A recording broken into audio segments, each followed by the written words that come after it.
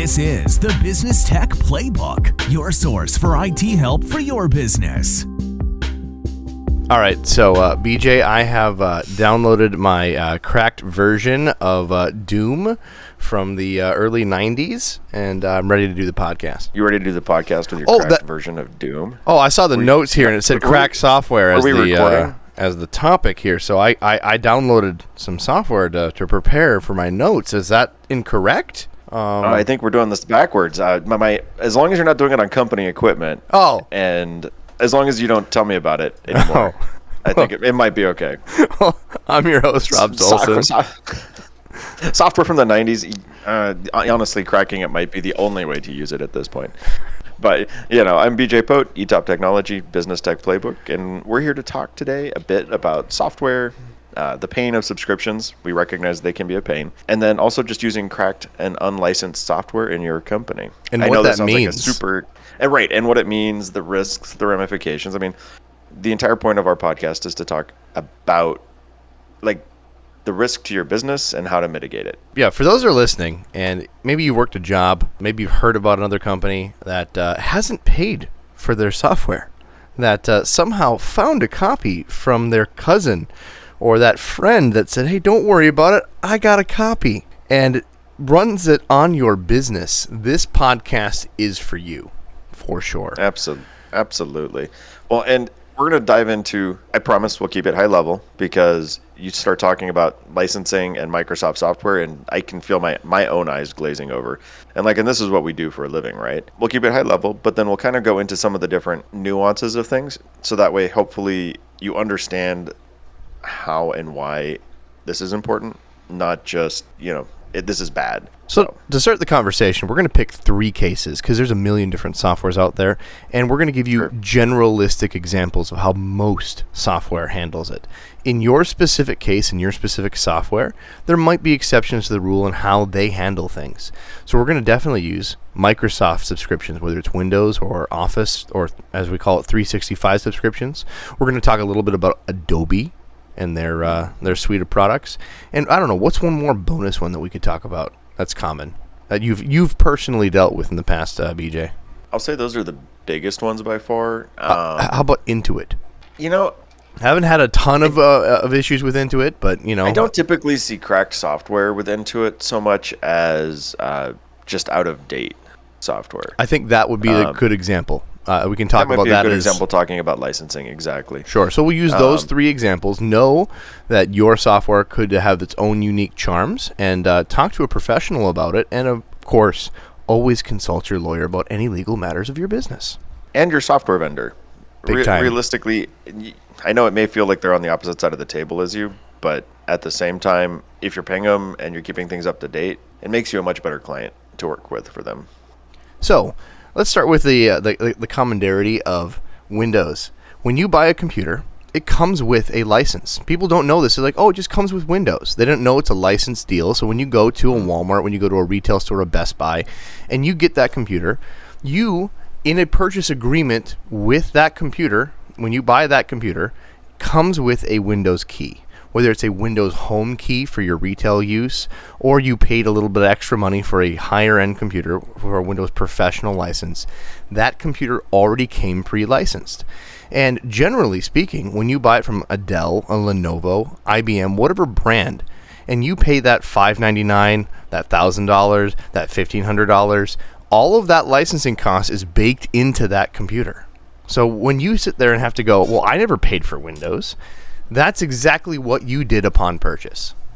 It came with the machine. So from the get-go, we already have a lapse in people not understanding about licensing because they didn't have to do an agreement. They didn't buy a computer. They didn't buy the license. They didn't connect it and make some sort of account. It was just there for them already. It was out of sight, out of mind, but that is already an agreement that came with the purchase of your computer.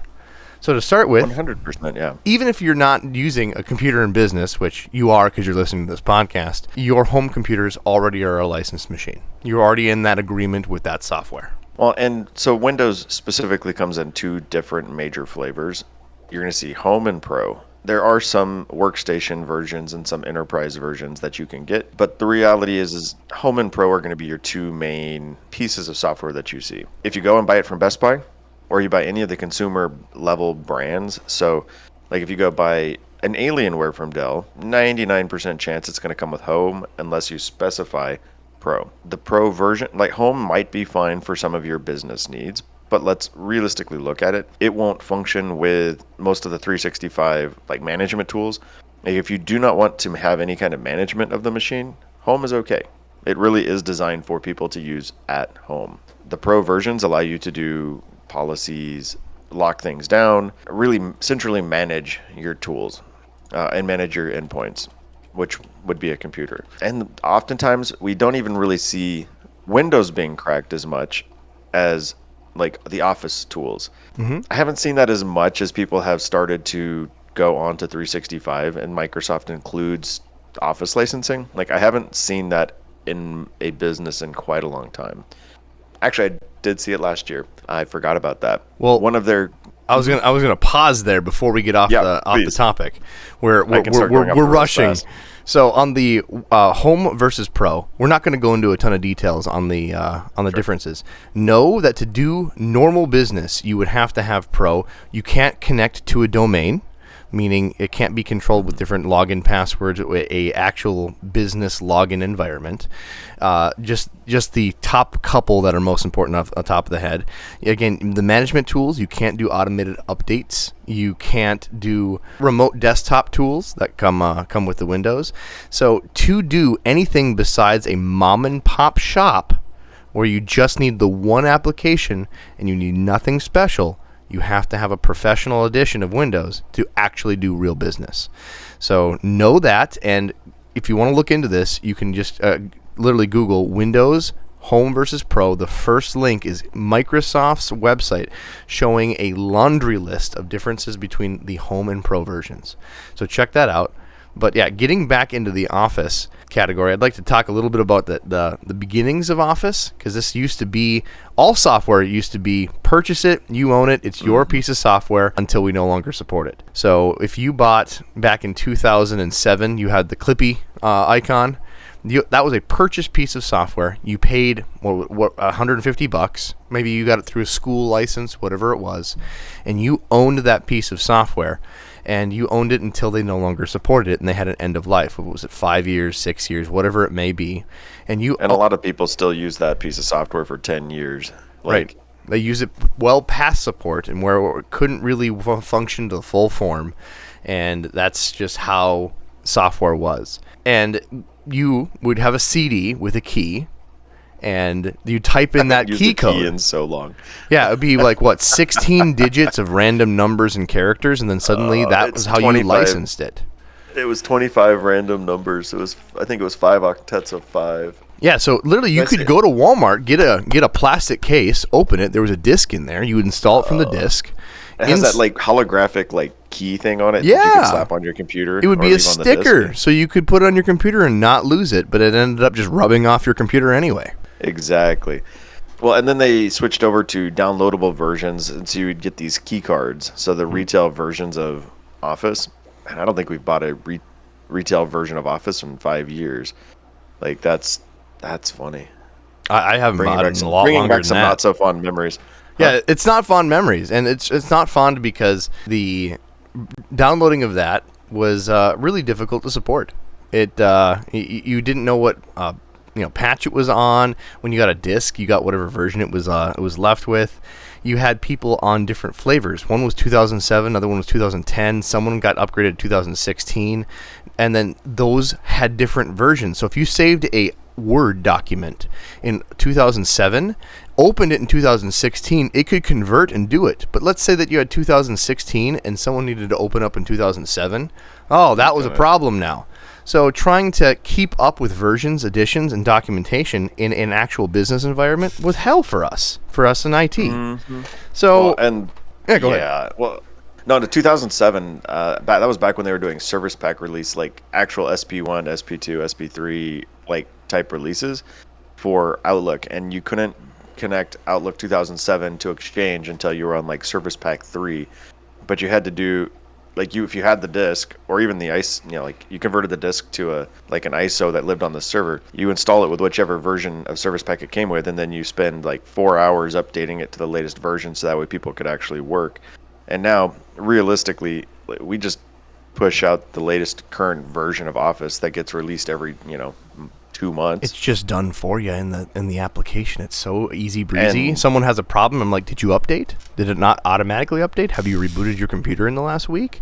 Oh, you didn't reboot your computer in the last week. They reboot and somehow it's magically there. It was just never a problem all along. Well, and at this point, Office doesn't even have year titles with it. It's literally just Office 365. Mm-hmm.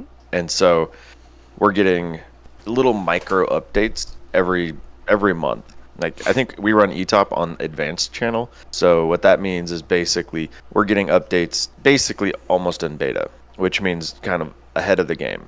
And so now stuff hits us. We know what's coming ahead of what hit our clients. And then we keep our clients in like current slow release, which is like twice a year, 3 times a year. A nice so that way we're not tested. It's deal. It's the more stable version. Typically vendors are able to keep up with it, that kind of thing. So now put yourself in an IT point of view. We have to manage, let's pretend 50 endpoints with all these different flavors of software. We have to make sure they're up to date, and we have to run our other chicken with their head cut off just for one flavor of software. Then we have the fun time of activation, right? And activation back in the day was a goofy process.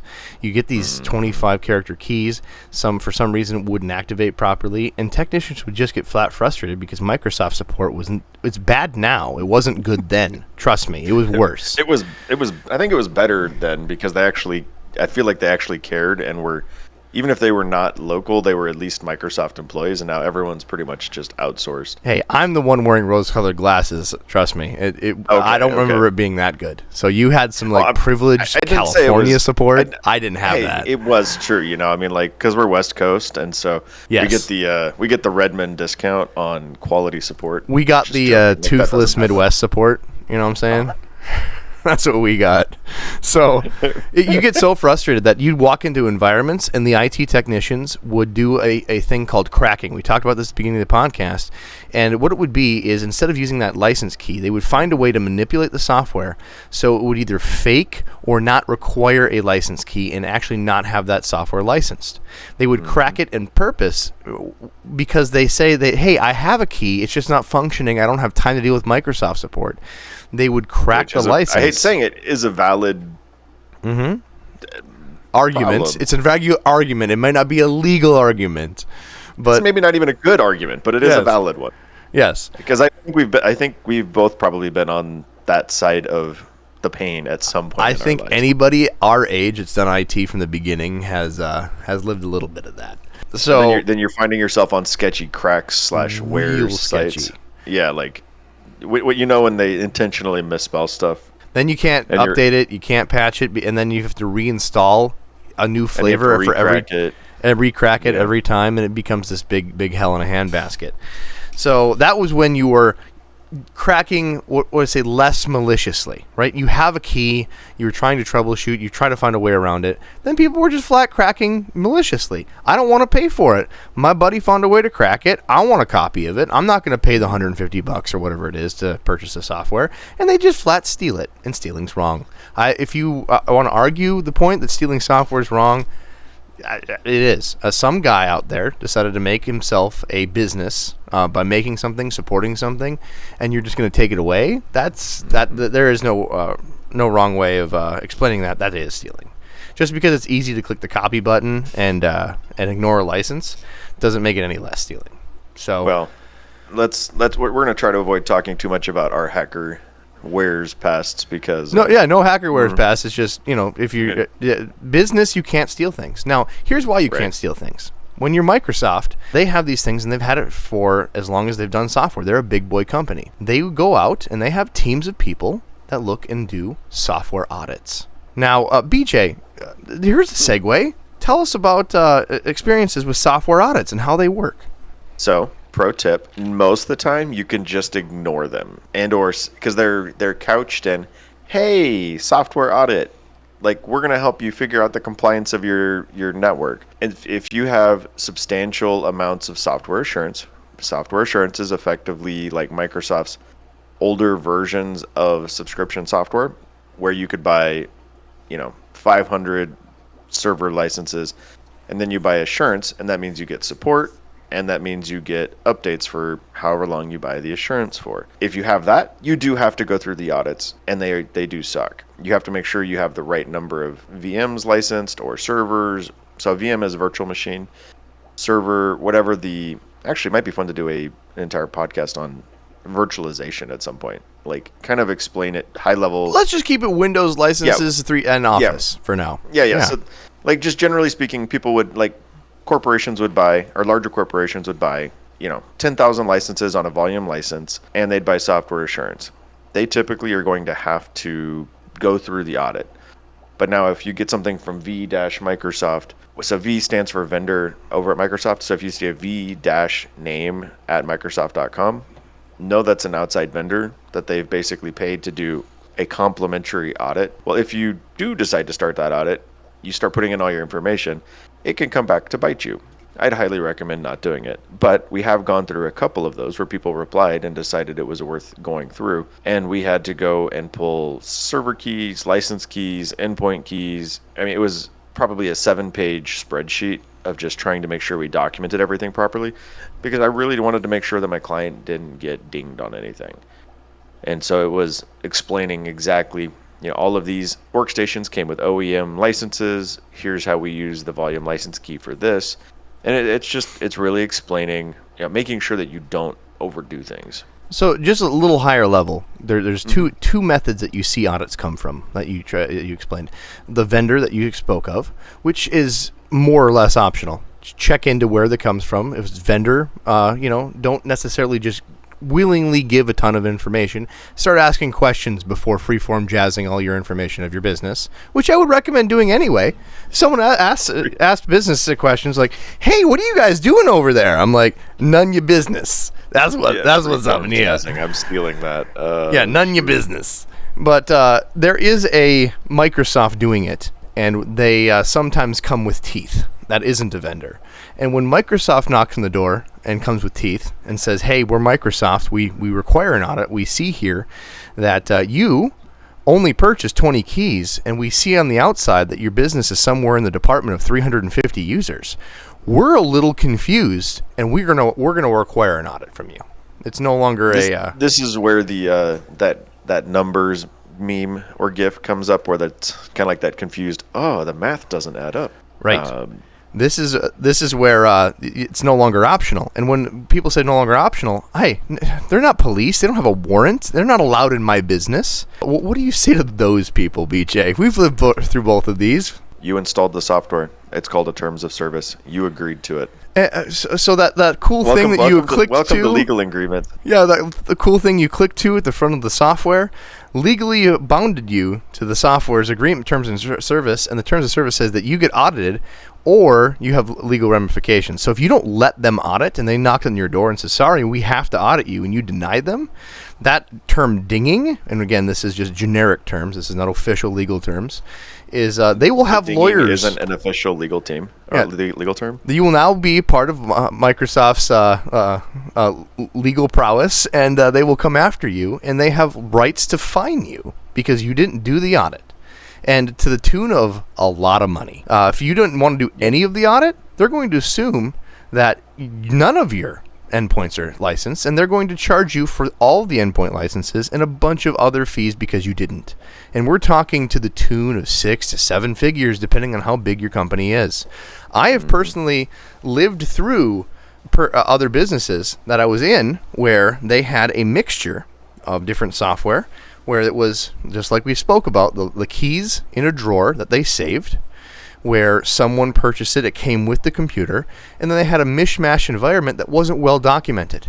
So when they went through, they took months to do their audit because they didn't have their P's and Q's all lined up, and they just couldn't find the keys.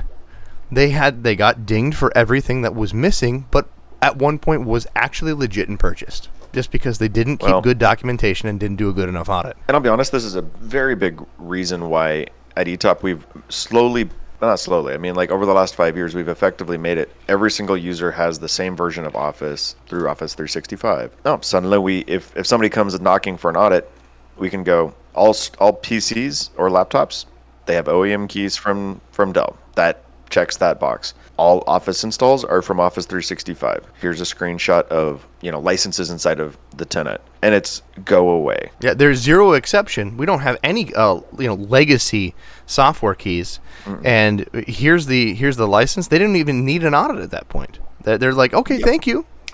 Great working with you. Fantastic being a partner. High five, bye. We'll never talk to you again. Or if they do, they'll just know that it's in a portal and move on. And I will say the some semi caveat to that is for our clients that are still heavier on their on premise. There are typically going to be licenses for the servers, and so licenses come in 2 or 3 main. I'm going to say they come in 2 flavors. You're going to have the server side, and then you're going to have CALs. So basically, the CAL is the license per user. So Microsoft, if I buy a server license, doesn't include any access by users. So I'll pay $1,000 for the license to have server, and then if I want 50 users using it, I get to pay for the privilege of users accessing it. Yeah, CAL is client access license, just like you described it. It's the license for how many people can access it at once. And CALs can come in 2 flavors. So they come in user or device access. So if you have a 50 device network and you have 100 users, buy device CALs, because then it's licensed per device. And I want to be clear, this is anything that can get a DHCP IP address from a server. So this could be a computer, this could be a cell phone, this could be anything on that network that's getting a license or an IP from a server. Mm-hmm. And it works the other way around. It's just making so you can find a way to make it cheaper. If for some reason you have 100 computers but only 75 employees, user licenses is going to be cheaper for you. Completely. So it's you got people like us trying to figure out ways of making this work. This is one of those times. And I'm kind of in the mindset of, like, we try to do everything right with Microsoft all the time because our livelihood depends on it. But then at the same time, I recognize they're a $3 trillion capitalization or market cap company, and so they make plenty of money. And so I end up looking at it, if we buy user CALs, I don't have a problem if that person happens to have a phone and a computer running off that same license. Mm-hmm. Like, I don't lose any sleep over things like that because we try to do it so right the rest of the time. We work for you. We don't work for Microsoft. We've lived we lived enough life that we make enough business decisions to protect the business from Microsoft, if that makes any sense to you. So we can tell a very compelling story about why you're doing it right. Yeah, we go to sleep at night knowing that if we get audited, we're going to come out clean. Yep, at the end of the day. Yep. Now, so that's Microsoft just on a high level. Yes, they'll come in and do the audit, and when they knock on the door, the 2 things that you need to do is immediately stop yourself and make a audit preparation team. You should be contacting your legal department, notifying them of Microsoft and all the communications that they're requiring. Bar none, number 1. Number 2, make that team. Just stop. Here's the 5-6 people, and immediately make a game plan of where are our licenses at. Where's this? And try to prepare for whatever they're going to ask for. And if you need some real recommendations and you're about to get audited and you want some questions, give us a call. eTop Technology. You can email us at podcast@etoptechnology.com, or we've lived it. We can help you out. And even if it's just you need some guidance, we're happy to help. And the other real big reason to stay current on licensing, and this is something that's going to flow through all aspects of software. 20 years ago, software was perpetual, which means you bought it and it was yours for the life of the software, as Rob said. Unfortunately, with our security landscape, that is no longer an acceptable risk, because you need to have your software consistent and up to date, never end of life, and always in a situation where you can patch it. Because if you can't run Windows Update and get the latest security patches, your company is at a massive risk. Yep. Some recent statistics I've seen show close to 60% of hacks were preventable if they had just run updates that were already out. Back in the day, when we used to use this perpetual software and a key, we used to never have the idea that opening a Word document could be a path into your computer and compromise the entire network and your machine. That wasn't even a thought. A Word doc, something where you just put plain text in, where you just send a memo or write a brochure, that is one of the more common vulnerabilities, is using a unpatched, way old perpetual license to have a vulnerability in such things as Word docs, Excel sheets, PDFs with macros, wide open on these old clients, which you just can't do anymore. Businesses change. We needed to have it updated, patched, and secured, and you can't do that with old perpetual model. You have to do it with a SaaS, a month-to-month, a software as a service model that automatically keeps it up to date and secured. At the end of the day, that's the biggest reason. People can say it's like, oh, it's easier to bill, it's monthly, it's yearly, however you want to cut the cheese. You're still paying the money. That, at the end of the day, is the convenience of you keeping auditors off your back because you're licensed correctly and you have it secured and up to date for your users, making sure everybody's on the same page so it just works. And that is a big part of us doing IT right, correct? Is just making sure that it works, because people don't make money when they're down. They don't make money when they're ransomed. They don't make money dealing with audits. People make money doing what their business does. And so it's a pretty small price to pay in the overall scheme of your business to make sure it's just done right. So I think that covers kind of the high points of a general audit and how software licensing does broad scale, but we'll go a little bit more into Adobe quick. Adobe uses a bunch of different licensing, and why it's so common is using the PDF. You should cheat Adobe. You should. They're a terrible company. Oh, wait. Sorry. Did I say that out loud? All right, Steve Jobs coming out from the grave. Okay. Oh, sorry. No. There's this wonderful I had a moment there. PDF format. The idea of having a PDF type document is having a published document that in essence is trying to be a published, finalized, not to be edited document. If you give someone a Word doc, they can easily go in, edit the type, and move on with their life.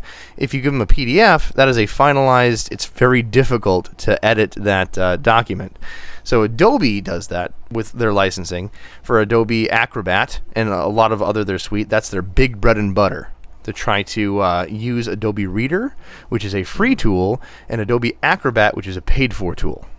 We have tons of people asking questions about, why does Adobe Reader not let me do this? Well, that's part of the paid-for version of the full Adobe Acrobat suite.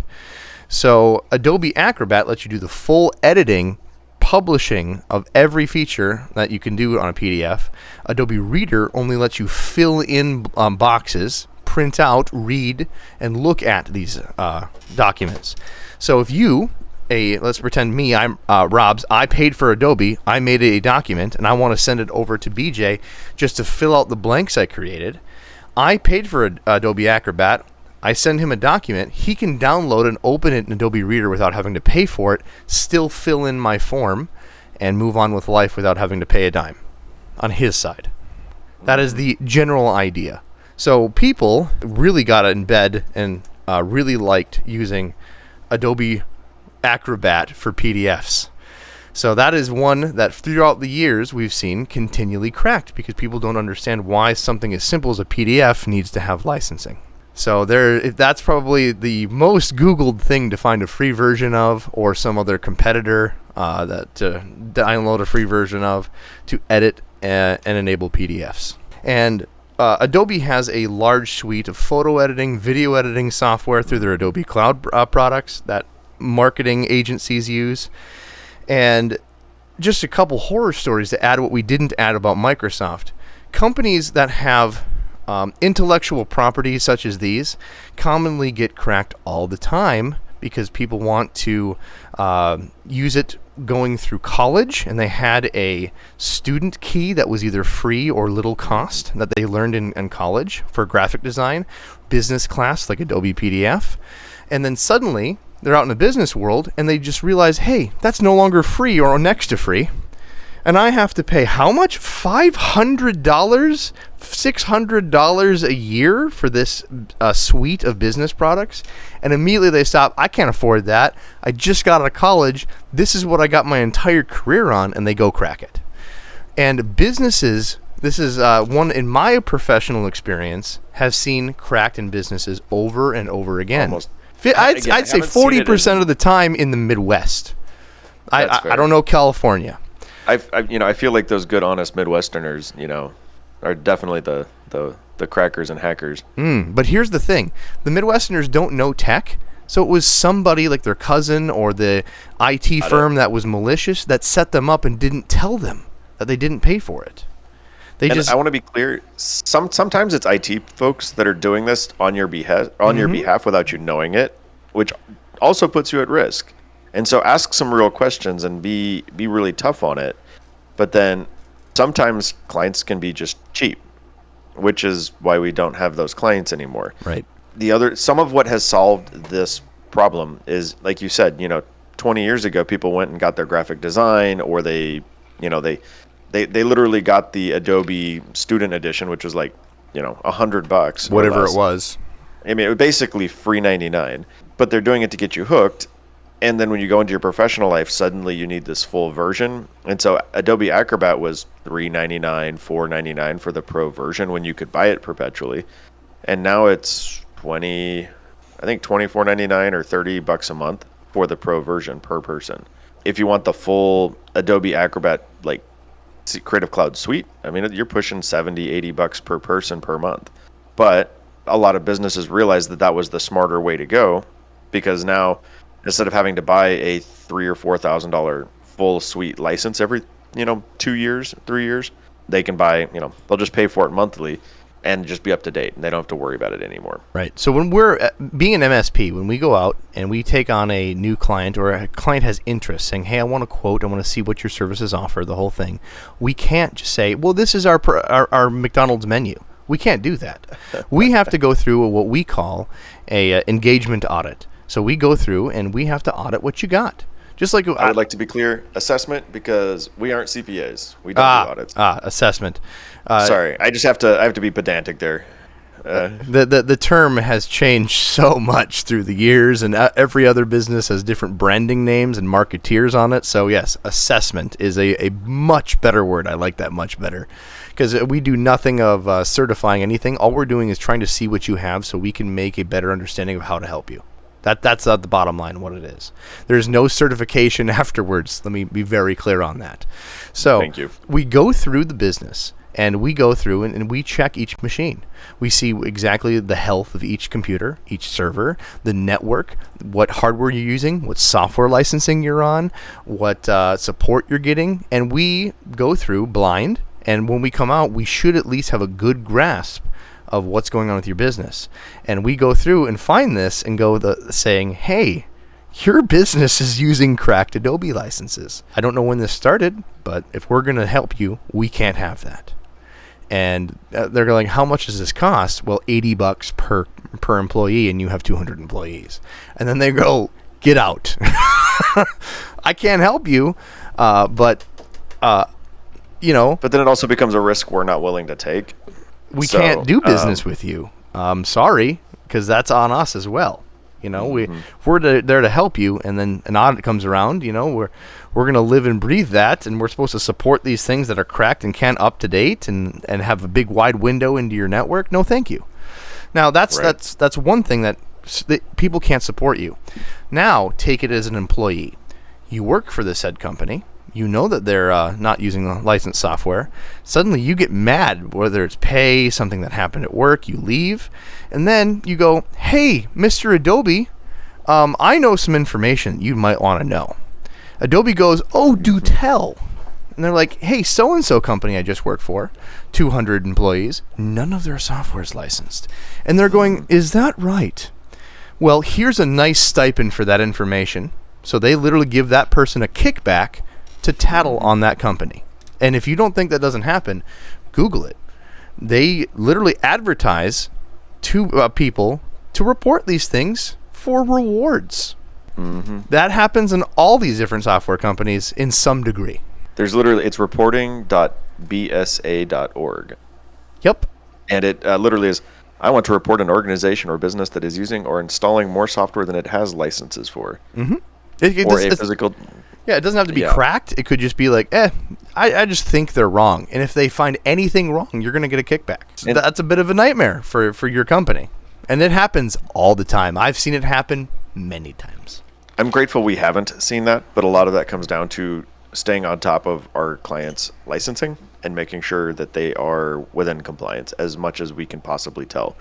That way we're telling, if there ever happens to be an issue, like we're telling a good story and we're walking them forward to being like, trust me, like sprawl happens. Like if you buy a 45 or 50 user key and they go to 54 or 55 users and you don't realize it, like it's a lot easier of a story to tell than, I bought a license and I'm going to install it on everyone's computer. You know, I bought a single user license and it's been installed 45 places. So it's about making sure that you're doing the right thing as much as possible. Yep. And just to let you know, they could even be an active employee, because these little reporting agencies make sure to make it as anonymous as possible. Just, make sure that the whistleblower isn't affected. So now that happens commonly in marketing agencies with Adobe. But the other intricacies that I don't think we covered necessarily in Microsoft is the account sharing. Microsoft commonly uses multi-factor authentication, or if you haven't set it up, certainly do so. But it's generally one user. If you have a Microsoft account, it is your name at yourdomain.com. Adobe licenses are commonly, you get $80 for one user. Suddenly they will try to find a way to share that between 5-6 other users. And account sharing is just as risky as not having the users licensed. And it happens more often in the creative software suites, not necessarily Adobe, but it's harder to do in a Microsoft account. When you have an email address that's your email, generally you're not sharing your email with other people. So in Office, it's a little harder to do. In Adobe, all you need to do is edit a video, PDF, or a picture. That they're going to try and swap that software around the Office. Mm-hmm. And that's part of the audit. So know that that's a issue that they're going to be looking out for as well. Your face. This is not a happy tune either. We got to do a happy podcast here. No, I'm fine. Real life. The last thing that we talked about was talking a little bit about Intuit. And Intuit, meaning QuickBooks, other softwares like that. QuickBooks is the one I like to pick on. Is software that's out of date and out of support. We talked a little bit about it in the perpetual licenses, but in QuickBooks they do have the SaaS model, the software as a service model, but people still, even on the software as a service model, intentionally don't want to update because they don't want the features to change. In some accounting agencies or some businesses, especially mom and pop shops, when they're on 2019, they still see that they could balance out a checkbook in 2019, do their balance out their taxes, whatever they're trying to do in QuickBooks, and they don't want to update to the latest version. I've seen this continually. Even though they're paying monthly for this, they just refuse the update. Doing that, again, we talked about security, but what they don't understand is those documents, those company files that they make in QuickBooks don't transfer over after a certain period of time. So let's say that you wanted to go. They actually do. The only time I've seen that be a real issue was when somebody had a QuickBooks 2005 or something, 2006, and they were trying to go to like 2016. You had to install an intermediary version. So they actually gave you a key to install like 2007 because the database type switched. I've gone from 2016 to 2022 or like 2022 without a problem. The last one I had was a 2015. And the QuickBooks company file, and here's the asterisk in the room. The QuickBooks company file would not automatically update to 2023. They had to submit the company file to QuickBooks to update, or try to use the tool, which failed. They had a tool to migrate and move the image. They sent it into QuickBooks. QuickBooks came back to them 2 weeks later and said, sorry, we can only get part of your data because it's corrupt. And there's only so much we can do. There was no backups. There was no support for it. If you were on this version and had a backup, we could help you and support you. And there was no integrity of it, no checking it. So as much as they have tools and whatnot, I'd still like to stay in support. I'd still like to have backups, and I'd still like to have that SaaS program supported. Now, I'm glad to hear that they are going to attempt to help you all the way back to 2005. That makes me a lot happier to hear. They shouldn't. No? Okay. Let's be honest. No, QuickBooks. So here, just for plain and simple, at the end of the day, Intuit supports 3 years of QuickBooks. So like they'll support right now we're in 24. That means they'll support 22, 23, and 24. They're ending 21 support for 21 in May, I believe it May. is. Beginning of so May. they're like two months. Yep. So this podcast is being recorded on March 15 of 2024, and so they're basically discontinuing support for 21 in about 2.5 months. Great.